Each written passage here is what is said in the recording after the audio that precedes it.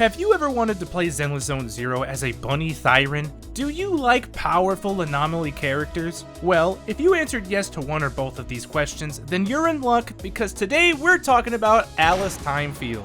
We'll go over her kit in great detail, how to use her properly, her best builds, Mindscapes, team synergies, and more. As a reminder, all of the content in this video is from the creator beta server of Zenless Zone Zero. As such, some information, results, and values may change, although slightly, for Alice on full release. Thank you very much to Hoyoverse for granting early access, and with that being said, let's talk about our bunny Thyren.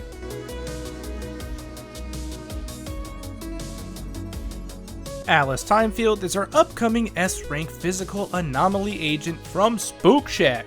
At the base level, think of Alice as a mixture between Hashimi Miyabi and Tsukishiro Yanagi's game styles. Alice features a lot of cool, important concepts in her kit that we'll discuss right now, starting with her main resource, Blade Etiquette. As you can tell from this meter right below her character profile picture. A lot of this information is going to be inside that core passive, but as you can see, there are 3 total bars, each representing 100 Blade Etiquette for a total of 300. There are a lot of ways to accumulate this Blade Etiquette, mainly through most of Alice's kit, as well as when Assault is triggered. There's a couple of exceptions, but we'll discuss those along the way as we talk about her kit. Either way, it's very easy to accumulate this Blade Etiquette, which is very important for her main damage, which we'll talk about with our second important concept, Polarized Assault. This works very similarly to Yanagi's Polarity Disorder that she has on her EX Special and Ultimate. Polarized Assault is a brand new form of assault that is unique to Alice. In fact, it stacks very well with any attribute anomaly, including regular assault. As you'll see in all these different Shiyu 7 clips, this leads to some pretty funny interactions, where you can have 2 stacks of assault at the same time, plus disorder, plus a bloom if you run Vivian, really just turning everything into a fireworks show. Anyway, you activate this Polarized Assault from her basic attack Starshine Waltz. You can also activate it from her ultimate if you have Mindscape 2.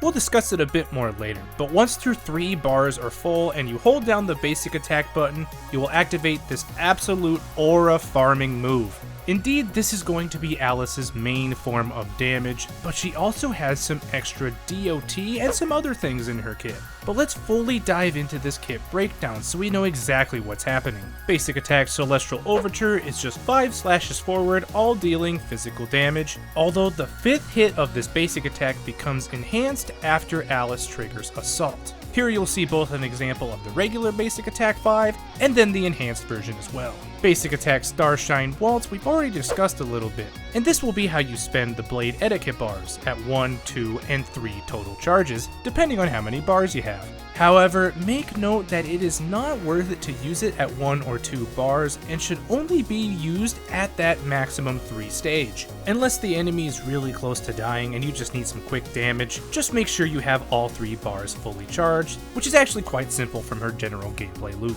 All of Alice's dodges are completely normal like any other character, but they will deal physical damage. Same thing with all of Alice's assists. They'll deal physical damage and are all pretty normalized. You also won't ever really use special attack Piercing Dawn unless you're just trying to get that perfect dodge, but you can follow it up into a 5th hit of basic attack, if you so need to. Her EX Special attack, on the other hand, is pretty important. This will come in 2 different forms, Aurora Thrust Northern Cross and Aurora Thrust Southern Cross. Functionally, both of these EX Specials work the exact same way. They have built-in perfect dodges and will both restore 10 Blade Etiquette. But here's the difference. If you hold your joystick forward and hit EX Special, you'll activate Northern Cross's animation. If you leave the joystick neutral or pull it backwards, you'll activate Southern Cross. I did tend to use Southern Cross a little bit more than Northern, just because it's a little bit safer, but most of the time you'll be hitting the iframes of either version anyway, so it's not too much to worry about. Just like her assists and dodges, don't worry about chain attack, it's pretty much normalized, it'll just deal physical damage, but when your decibel rating is at 3000 aka max, you finally know what time it is. You guessed it. Press Q to activate Ultimate Starfall Finale. This will unleash powerful slashes at enemies in a huge area, dealing massive physical damage. Here's one of the exceptions to that Blade Etiquette rule. Activating this skill will restore 200 Blade Etiquette. or 2 bars. However, the actual hitting of the skill will not accumulate blade etiquette. In other words, it's actually really good that it's built this way on activation and not hit, because some bosses, like the one in Shiyu 7 here, Miss Jane Doe, like to go completely invulnerable for a little bit, and you might just totally whiff your ultimate like I did a few times. Either way, it's a really cool animation, it's really powerful, and will be a very good way in order for you to get your blade etiquette. Especially if you have that really powerful Mindscape 2 that we showed earlier, where you'll come on the field with an extra 1000 decibels for Alice. But we'll talk about all of those closer to the end of the video. Before we get into her core loop, we gotta switch it up a little bit and talk about her core passives. The first part of core passive, Twin Rainbows of the Shadow Heart, talks about Alice's damage over time, or DOT for short. When any squad member inflicts physical anomaly on an enemy, for as long as that assault lasts, Alice will deal DOT additional damage each roughly 1 second. Same kind of difference for Disorder when it's triggered from enemies suffering from assault. For every 1 second remaining of assault, the Disorder damage multiplier increases by 18%, up to a max of 180%. In other words, for as long as assault is on the enemy, a couple of things happen. Alice will deal DOT damage, and Disorder damage multiplier will increase rapidly. Don't forget that Alice can also by herself inflict Disorder, since she has both regular assault and polarized assault from her basic attack, Starshine Waltz. Of course, as we'll talk about in the Team Synergy section, this just gets more and more crazy depending on what anomaly units you have with her. We pretty much already discussed the rest of this text from the core passive. Just note that when Alice triggers assault through anomaly buildup the regular way, she'll gain 10 blade etiquette. Also, when she does trigger this assault, her physical anomaly buildup rate will increase by 25% for 30 seconds, making her core loop even faster. Additional ability Mystery Hunt makes that core loop even faster. I think you all can start to see how fast she can crank out some crazy damage numbers. Anyway, when any character in your squad is an anomaly or support character, Mystery Hunt will activate, causing Alice to gain 30 blade etiquette when any squad member triggers Disorder. Also, for each point above 140 anomaly mastery, Alice will gain 1.6 anomaly proficiency. When we talk about her best builds, we'll go into this number a little bit more. The only other thing to note about additional ability is that when you enter the battlefield, Alice will gain 300 blade etiquette, so you can start doing the massive damage right away. As for the core combat loop of Alice Thymefield, it's actually really powerful and quite simple. Alice completely revolves around using her main resource, blade etiquette, specifically at full 3 bars. Alice can quickly recover all of her blade etiquette back by triggering assault and Disorder either by herself or with the rest of her team as well. Plus, we already know that most of Alice's kit will accumulate blade etiquette anyway, other than the hits from her ultimate, since that's only from the activation, and any of her charged hits, specifically from Starshine Waltz. Anyway, when you have the 3 full bars of blade etiquette, here's where her burst window begins. Depending on what your team is, make sure you buff Alice before she really lets it rip, and this will severely crank up your damage numbers. Using all 3 bars of blade etiquette in the Starshine Waltz will activate not only the polarized assault unique to Alice, but usually will also hit the regular assault from anomaly buildup, and any other attribute anomaly effects that you have on the team. As a TLDR version, make sure you get those 3 bars of blade etiquette, buff Alice, and then use them all in Starshine Waltz. Not only is this massive damage, but it will also buff Alice to make this core combat loop even quicker. Of course, if you have any questions about anything regarding Alice, including her kit, her core combat loop, let me know in the comments below and I'll answer each one that I can. But now let's move on to her team synergies. I'm actually genuinely surprised by Alice because she's not as specialized as I originally thought in that story impressions video. In fact, in this list that you see, she actually teams up extremely well with pretty much any other anomaly unit, and I even used Grace in my free-to-play team. The first note I want to make here, and my biggest worry, was that she was going to replace my favorite rat waifu, Jane Doe. Well, I'm excited to tell you guys that she actually buffs Jane Doe instead of replacing her. In fact, this premium team of Alice, Jane, and Astra Yao worked extremely well and was able to kill this Shiyu 7 in roughly a minute and a half. this team was able to crank out really fast and powerful assault and disorder, both because Jane's already really good at causing assault, and this actively stacks with Alice's unique polarized assault from Starshine Waltz. As shocking as this may sound, this team is still very good, but it was still not her best team. Of this list, the fastest one to complete was the first one listed, Alice, Yuzuha, and Vivian, although all of them were very close to each other, within seconds. The main thing here is that Yuzuha is absolutely amazing for anomaly support, and was built to make Alice even more powerful. The anomaly buffs and the normal attack and damage boost multipliers are all able to be used by Alice, which significantly increases all of Alice's damage, either through assault, polarized assault, disorder, you get the picture. Notice here in the team placement that I put Yuzuha before Vivian though. This is important. The main two reasons for this revolve around Vivian, both through her main resource, being accumulated faster through Yuzuha's quick assist, and the sugar burst sparkles from Yuzuha that will change to ether, since Vivian is ether. If you don't have Vivian, you can bring back...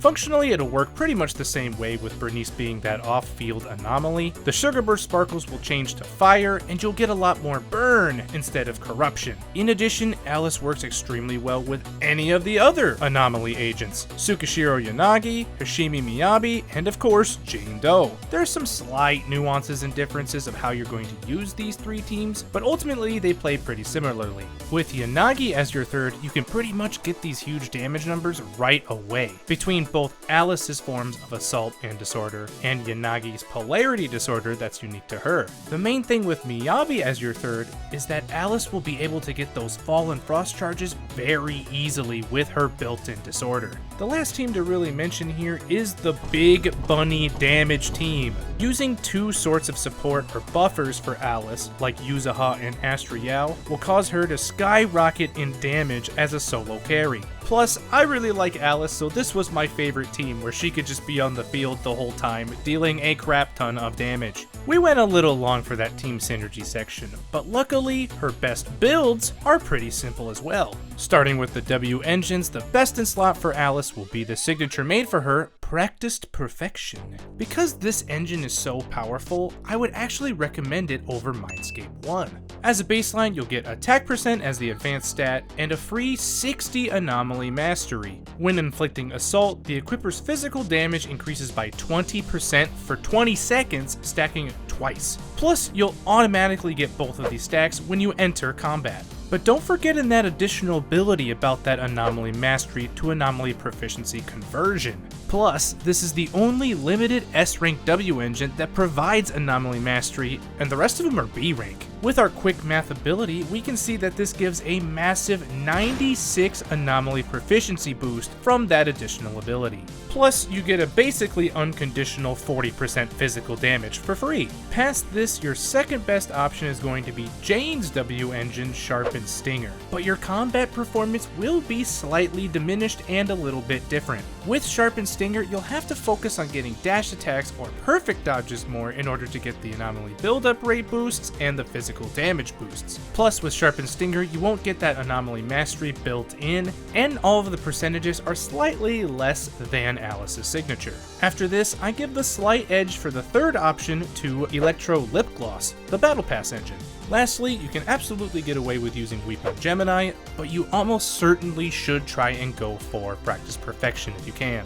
As for disk drives, there's pretty much only one 4-piece you should be using on Alice, Fanged Metal. Some of you may be wondering, but Mogul, what about Freedom Blues? Well, this gets a little bit tricky. Since Alice has such high build-up rate already, you can get really diminishing returns and overflow from Anomaly with 4-piece Freedom Blues, specifically the Anomaly build-up resistance. In other words, this may result into lower damage because you won't be able to trigger Assault if it's in cooldown. Because of this, 4-pieced Fang Metal should be the only 4-piece you use for that physical damage plus 10%, and the 35% increased damage to the target for 12 seconds when anybody inflicts assault. For 2-piece, use either of the Anomaly proficiency sets, Freedom Blues or Chaos Jazz. You can technically get away with using Phaethon's Melody for the Anomaly mastery, but the Anomaly proficiency sets will give you more optimization and overall damage, as well as faster timings on all of Alice's core loop. As for main stats, slot 4 should be Anomaly Proficiency, slot 5 should be Physical Damage bonus, although you can get away with attack percent with good substats, and slot 6 should only be Anomaly Mastery. Substats follow the same priority, with Anomaly Proficiency being better than attack percent, then attack, then the rest. As for our cute little helper friends, the Bang Boos, the best in slot for Alice will be Miss Esme, especially if you have Yuzaha. Alternatively, you can use more anomaly-focused Bang Boos, like Bang Volver, or energy-focused, like Butler. Let's wrap this all up by making our timid little bunny a lot stronger with her Mindscapes. Mindscape 1 will give Alice 25 blade etiquette whenever she triggers Polarized Assault from Starshine Waltz. When she triggers Assault against an enemy, the target's defense is reduced by 20% for 30 seconds. If you are pulling more copies of Alice, you absolutely need to get Mindscape 2. Alice's ultimate will automatically be given Polarized Assault. All squad members' assault damage increases by 15%. Disorder damage against enemies suffering from Physical Anomaly increases by 15%. Plus, Alice will immediately gain 1000 decibels when she enters the field.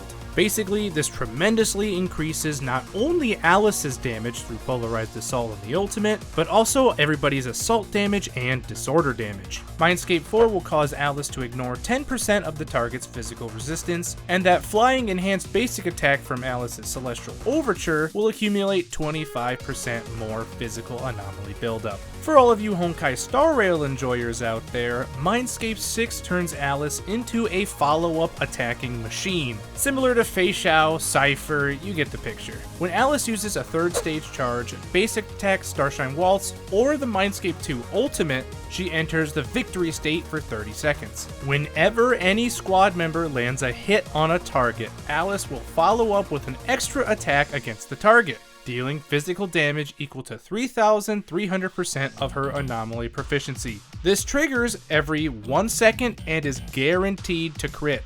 This will happen up to 6 times per activation of Victory State, and using either Basic Attack Starshine Waltz or Ultimate Starfall Finale again will refresh this available count. But there you have it for a full early access guide to our Bunny Thyron. The only thing I'm really upset about with all of these characters is that I want to pull them all, and eventually I'm going to just not be able to do that, and my wallet is just going to say no. Anyway, if this guide helped or you enjoyed it in any way, please make sure you like the video, as well as subscribe for plenty more Zenless Zone Zero, especially since we finally got drip marketing for the next 2 Obel squad members, and I personally am so excited for Seed. But as usual, let me know in the comments if you have any questions, and I thank you very much for watching this video. Good luck on your Alice pulls, and bye for now.